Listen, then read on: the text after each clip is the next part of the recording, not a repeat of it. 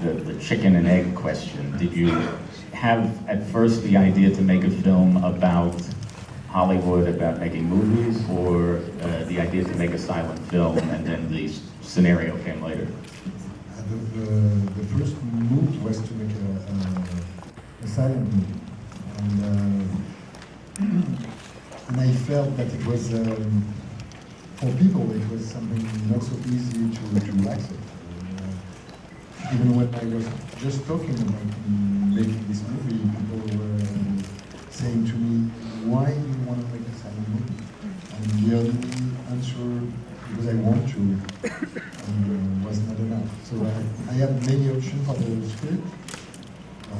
Not maybe two options, to be honest, but one of them was this one, and I thought it was maybe easier for the audience to accept. It was maybe easier for the audience to accept to watch a silent movie if the subject is a silent maybe actor. So because the subject is a silent movie actor, the format is, that makes sense for the audience. So yeah, it makes things easy. And then when I chose this script, Hollywood became a subject, a theme in itself, and making movies as well. And I said, but I want to do it with Jean, Berenice, Guillaume Schiffman as the cinematographer, and David Boss as the music composer. And say, okay. So I really, they inspired the characters, and I used them for the writing, and I wrote it really for them. And so yeah, they took part of the process very soon. Well, Tomas, maybe you can say something about the seemingly risky nature of this project. Were you eager to jump on board to make a silent film? Did you have some concerns about that? Well, I think I had a lot of concern. But I thought maybe, yes, today with such a gifted director, I had lots of admiration for Michel. And it's true, I wanted to work with him for a long time. And yes, when he spoke about making a silent movie, at first, especially for a producer, silent, black and white, well, that's not really what's expected. There go the television sales. Yeah, well, you better know them.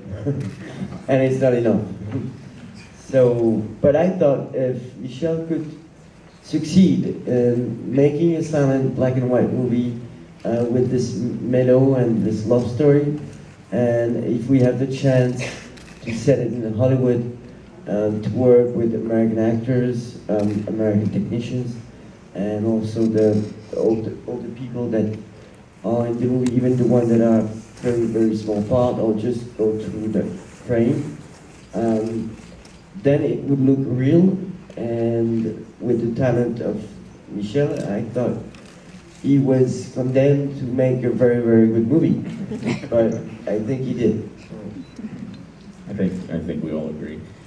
For Jean and Berenice, I'm wondering if you could talk a little bit about the preparation that you did for your characters, and were there any particular stars of the silent era that you used as references or models for your characters?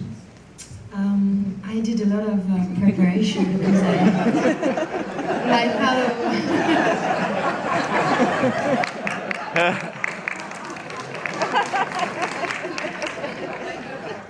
Okay.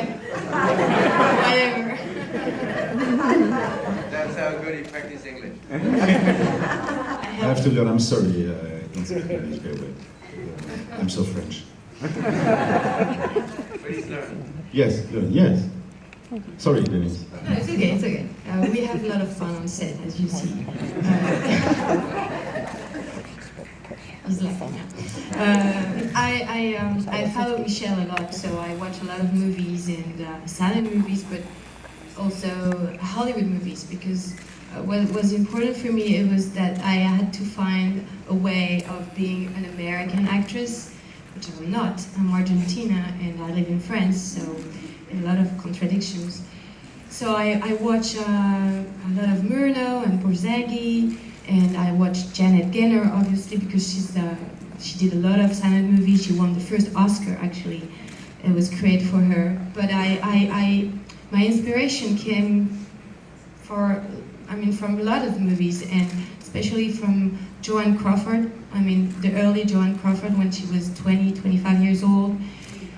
Because she was very crazy, she had a lot of freedom, she danced very well.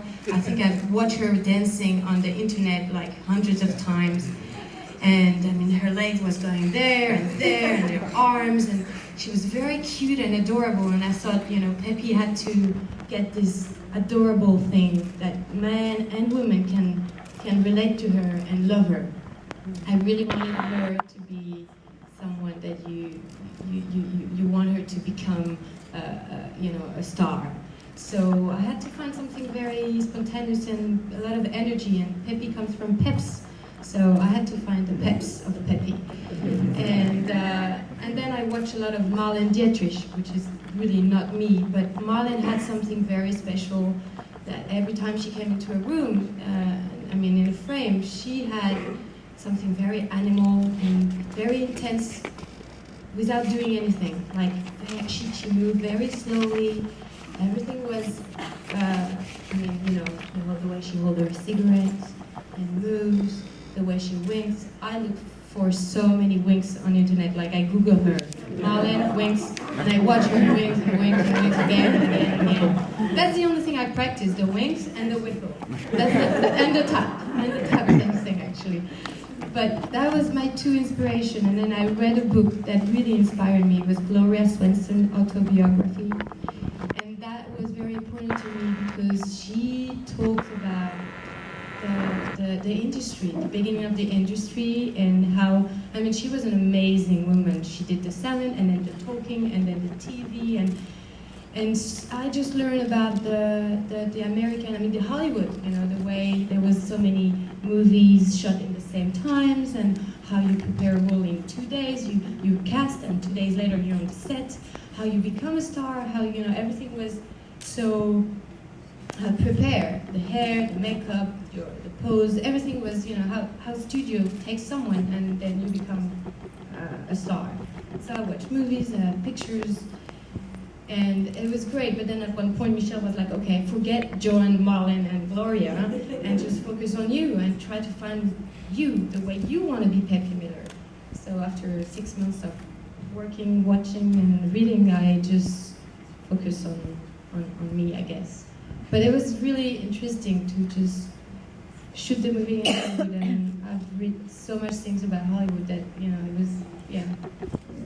Like Berenice, Murnau, Borzage, Jane Kelly films too, and Vittorio Gassman too, and Lassie. Oh, dog. Yeah. It's very cute. It's my dog. It's Huggy, my cute. Yeah. And I'm sorry. Huggy watched the Lassie movie. Yes, Huggy watched it. Yes, but Huggy, it's me too. It's the same silhouette. George Valentine and Huggy and Jack, and that's all. And after it's more instinctive. Yes. I would like to keep my pleasure on the set always, like a child. And for the Yanks down there at the end of the